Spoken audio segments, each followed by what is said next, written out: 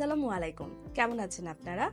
আজ আমি বলবো যারা এই অবাঞ্ছিত লোম বা হার্সুটিজম নিয়ে ভুগছেন তাদেরকে আমি বলবো এটির পেছনে যে কারণ, যে হরমোনাল ইমব্যালেন্স বা ইনসুলিন রেজিস্ট্যান্স কোনটি আছে সেটি নির্ণয়ের জন্য একজন চিকিৎসকের শরণাপন্ন হতে। কারণ আমরা লেজার করার ক্ষেত্রে বা যাদেরকে লেজার অ্যাডভাইস করে থাকি তাদেরকে আমরা যখন এই সমস্যাগুলো নির্ণয় করে থাকি এবং হরমোনাল ইমব্যালেন্সের চিকিৎসা এবং লেজার পাশাপাশি চলতে থাকে, তাদের ক্ষেত্রে দেখা যাচ্ছে যে আমরা লেজারের রেজাল্টটি খুব ভালো পেয়ে থাকি।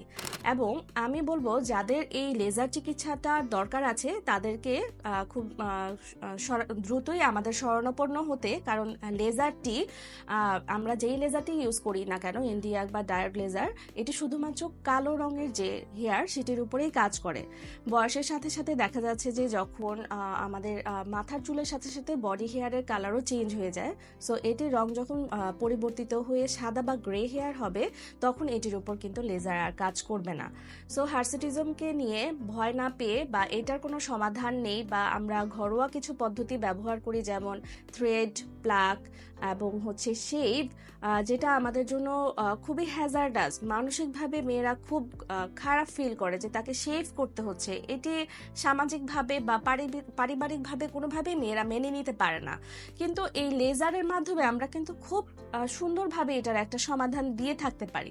লেজার ট্রিটমেন্টে নিয়ে অনেকেই অনেক ধরনের ভয়ে থেকে থাকেন যে এটার কোনো সাইড ইফেক্ট বা পার্শ্ব প্রতিক্রিয়া হয় কিনা।